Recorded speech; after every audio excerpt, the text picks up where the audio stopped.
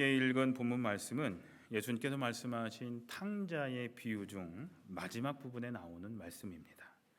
우리가 잘 알고 있듯이 이 비유의 전반부는 둘째 아들의 이야기를 다루고 있고 후반부는 첫째 아들의 이야기를 다루고 있습니다. 물론 전반부에 나오는 둘째 아들이 탕자였던 것은 누구나 다 아는 사실입니다. 사람들이 이 이야기에 탕자의 비유라는 이름을 붙인 이유는 바로 둘째 아들 때문이었죠. 근데 오늘 본문을 보면 첫째 아들도 또 다른 의미에서 탕자였음을 알 수가 있습니다. 그래서 어떤 성경에는 오늘 본문을 두 탕자의 비유 또는 잃어버린 두 아들의 비유라는 제목을 붙이기도 합니다. 그렇다면 첫째 아들은 어떤 의미에서 탕자였을까요? 그것은 첫째 아들이 이미 자신에게 주어진 많은 복에는 감사하지 않고 자기가 생각하기에 자신에게 부족한 것들에 대해서만 불평했기 때문입니다. 둘째 아들이 유산으로 받은 자기의 몫을 다 탕진하고 돌아왔음에도 불구하고 아버지는 그를 용서해 주시죠. 그뿐만이 아니라 그를 위하여 잔치를 베풀어 줍니다. 그러자 첫째 아들은 아버지에게 이렇게 불평합니다. 나는 이렇게 여러 해를 두고 아버지를 섬기고 있고 아버지의 명령을 한 번도 어긴 일이 없는데 내게는 염소 새끼 한 마리도 주신 일이 없습니다. 그런데요, 우리는 그가 이미 많은 것을 가졌고 또 많은 것을 누리고 있었던 사람이었음을 잘 알고 있습니다. 그의 아버지는 부자였습니다. 그리고 그는 장남이었습니다. 물론 동생도 아버지의 유산을 받기는 했지만 동생보다 훨씬 더 많은 유산을 받을 것이라는 사실을 우리는 쉽게 짐작할 수 있습니다. 율법은 어느 경우를 막론하고 맏아들의 권리를 인정하라고 명령하고 있기 때문입니다. 신명기 21장에 보면 맏아들은 첫 열매이기에 두 몫을 받을 권리가 있다라고 기록하고 있습니다.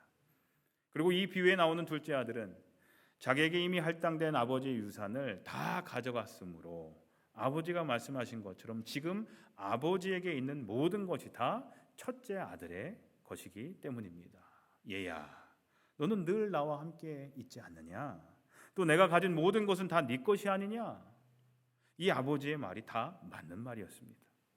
그런데도 그는 자기가 이미 가지고 있고 누리고 있는 것들에 대하여 감사하지 않고 아버지가 자기를 위하여 염소 새끼 한 마리도 안 잡아 주었다고 불평했던 겁니다. 가진 것에 감사하지 못하는 마음, 각박하고 메마른 마음입니다. 자신에게 있는 것에 절대 만족하지 못하는 이런 첫째 아들의 마음이 그를 또 다른 탕자라고 불리게 만들었던 것입니다. 우리는 이 비유에 나오는 첫째 아들을 보면서 안타까운 마음을 가집니다.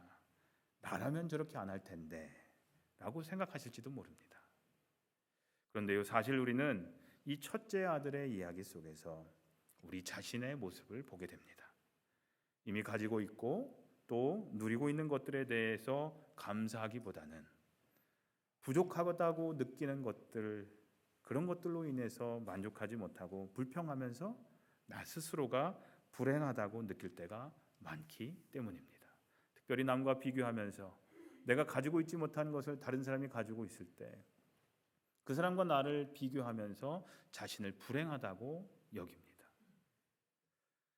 이스라엘 북왕국의 왕 중에 아합이라는 왕이 있었습니다. 왕이기 때문에 좋은 것들을 그 누구보다 더 많이 소유한 사람이었죠. 그런데도 그는 자기 왕궁 근처에 있는 나봇이라는 사람이 소유한 포도원을 탐냅니다. 그리고 나봇에게 포도원을 자기에게 팔 것을 제안합니다. 나봇은 그 포도원이 조상 대대로 유산으로 받은 것이기 때문에 왕에게 팔 수 없다라고 얘기를 합니다. 그러자 왕은 크게 실망하면서 모든 것을 다 잃어버린 사람처럼 식음을 전폐하고 몸져 누웠다라고 성경은 기록하고 있습니다.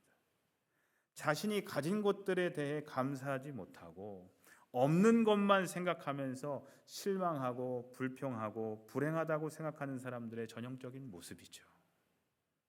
그렇다면 오늘날 우리는 어떻습니까? 여러분들에게는 이런 모습이 없습니까? 오늘 함께 불렀던 받은 복을 세어 보아라 라는 찬송가의 가사처럼 만일 우리가 감사의 조건들을 세워본다면 너무나도 감사할 것들이 많이 있다라는 사실입니다. 감사할 것들이 없는 것이 문제가 아니라 감사한 것들을 깨닫지 못하는 것이 문제인 겁니다.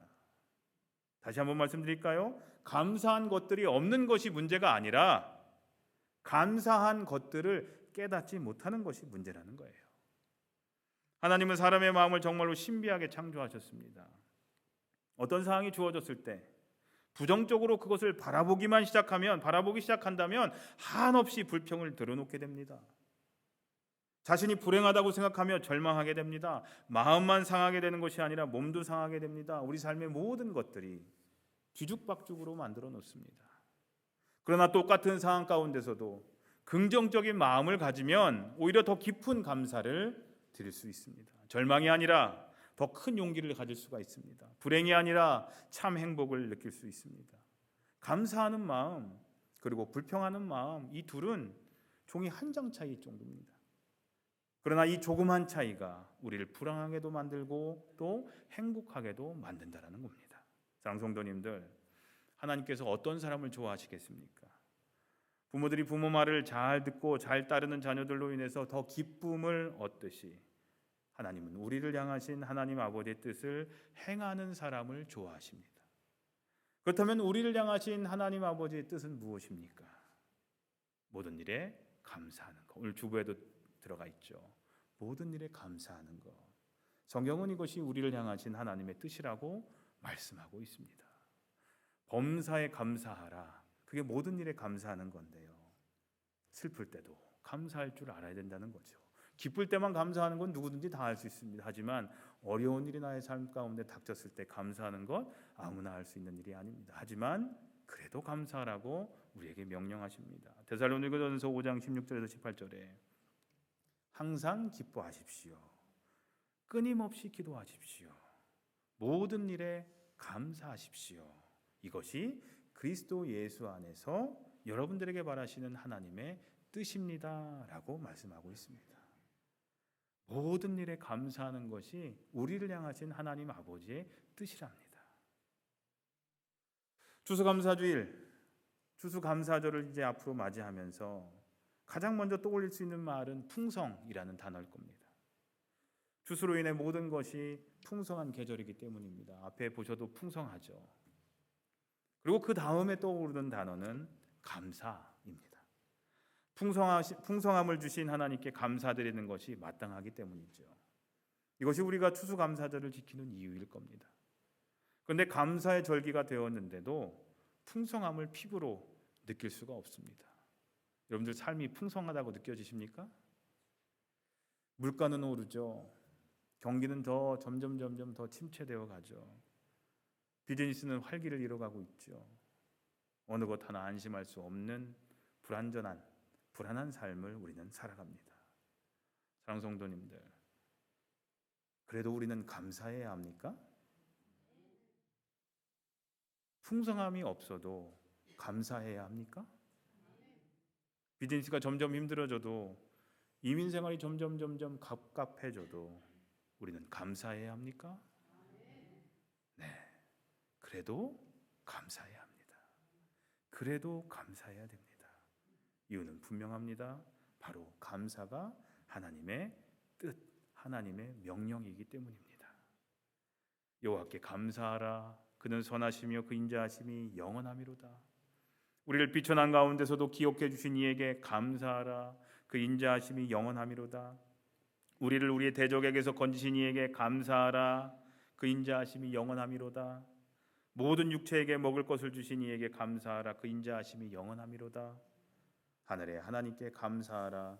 그 인자하심이 영원하미로다 라고 말씀하고 있습니다. 하나님은 이미 우리에게 귀한 것들을 많이 주셨습니다. 그러나 우리는 하나님께 감사하지 못할 때가 많이 있습니다. 특별히 소위 천국 및 미국이라는 얘기가 있죠. 천국 밑에 미국이라고 하는데 그 미국에 사는 우리는 세계의 어느 나라 사람들보다도 여러 방면에서 풍요로운 삶을 누리고 있음을 잊지 말아야 합니다. 그런데 우리는 이러한 외적인 풍요 속에서도 내적인 빈곤을 겪으며 살아갈 때가 너무나도 많이 있습니다. 우리들의 눈은 좋은 곳을 봐도 만족함이 없고 귀한 것을 들어도 만족함이 없으며 우리들의 마음은 구멍 뚫린 항아리처럼 항상 비어있는 듯합니다.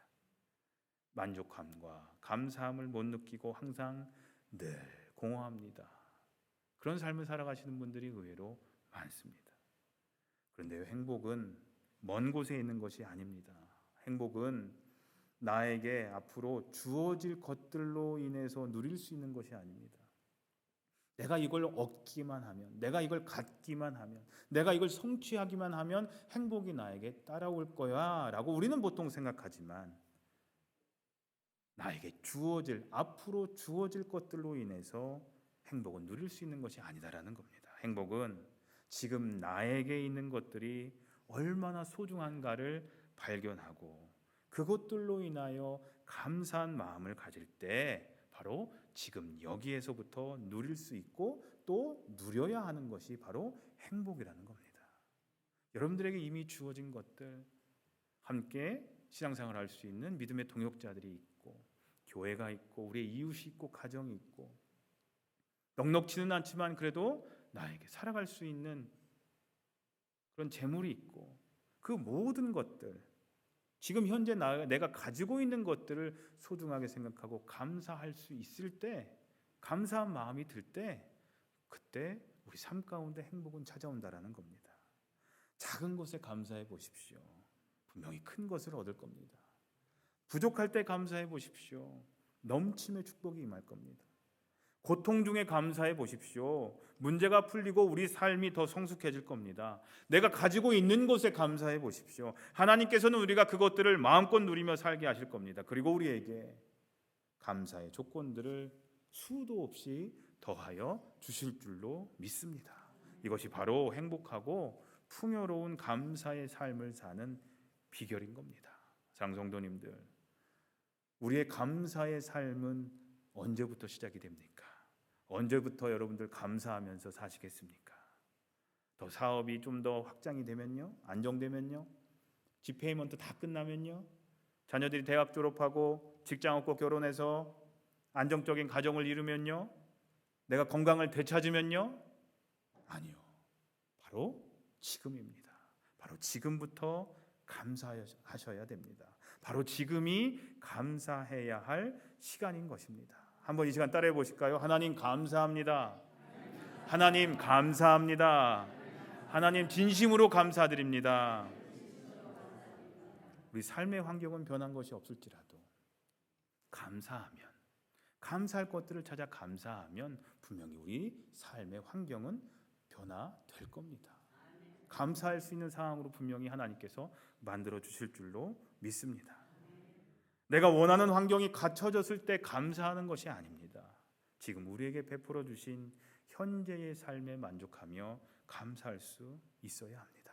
참된 감사란 좋은 조건이 다 갖추어져 있어야 하는 것이 아니라 조건이 너무나 열악함에도 불구하고, 가진 것이 아무것도 없음에도 불구하고, 또 주어진 조건이 아무런 희망이 없어 보임에도 불구하고, 그럼에도 불구하고 하나님께서 나와 함께 하심을 믿고 하는 것, 그것이 참된 감사인 겁니다.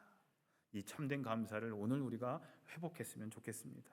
장성도님들, 비록 사망의 음침한 골짜기를 지나는 그 순간에도 나를 인도하시는, 보호하시는 목자 되신 하나님의 선하심과 그 인자하심을 믿고 감사할 수 있는 그리스도인들이 되시기를 간절히 기도합니다. 한 가지만 더 말씀드리고 오늘 말씀을 마치려고 합니다. 올 한 해 여러분들의 삶 가운데 베풀어 주신 하나님의 은혜에도 감사해야 하겠지만, 우리 베다니에 베풀어 주셨던 수많았던 은혜도 감사하시기 바랍니다. 비록 지난 한 해를 되돌아보면 어려웠던 일도 많았습니다.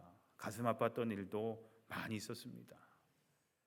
하지만 그것보다 더 큰 사랑으로 하나님은 우리 베다니를 축복해 주셨습니다. 성도님 한 분 한 분이 정말로 귀하고 서로를 사랑하고 서로를 위해 기도해 주는 마음이 차고 넘치는 은혜였습니다. 다툼보다는 사랑과 감사줌과 행복이 더 넘치는 그런 교회였습니다. 하지만 우리가 현재 우리 교회의 부족한 부분만을 바라보면서 남일처럼 모두가 불평만 한다면, 제가 싫어한다는 말 있죠. 이 교회는 이라는 말 싫어하거든요. 우리 교회 교인이 됐으면 우리 교회지 왜 이 교회는 이라고 얘기하는지 제가 이해가 안 가요. 자꾸 이 교회라고 얘기하는 거는요, 그 마음속에 내 교회가 아니다라는 생각을 갖고 있으니까 이 교회라고 얘기하는 거거든요. 저 그 말 정말 싫어요. 여러분들 그 말 쓰지 마세요. 우리 교회 교인이 되셨으면, 오늘 방문하신 분들은 이 교회라고 얘기하셔도 돼요. 근데 우리 지난주처럼 새가족 환영을 해서 우리 교회 교인이 되셨으면 우리 교회죠. 이 교회가 아니죠. 그죠? 뭐 얘기다 이 얘기했는지 모르겠지만 이 교회는 어떻다고 하면서 얘기만 한다, 불평만 한다면 우리 모두가요, 우리 교회는 쇠퇴하게 될 겁니다.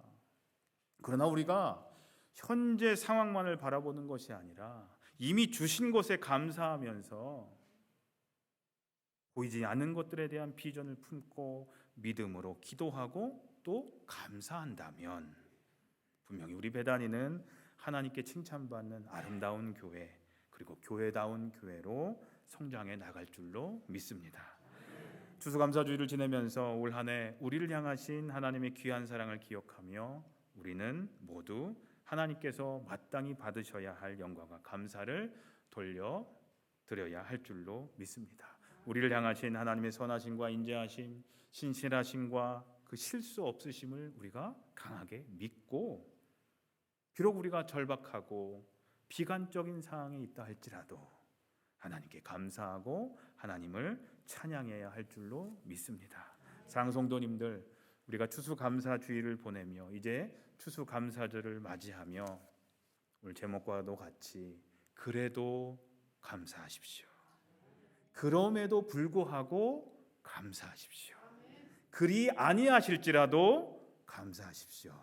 이것이 우리를 향한 우리 하늘 아빠 아버지의 뜻인 줄로 믿습니다. 기도하겠습니다. 하나님, 감사하며 살게 해주시옵소서. 뭔가 특별하게 감사할 일이 생겼을 때 감사하는 것이 아니라 지금 저희에게 주어진 삶이 어떠하다 할지라도 그래도 감사하게 해주시옵소서.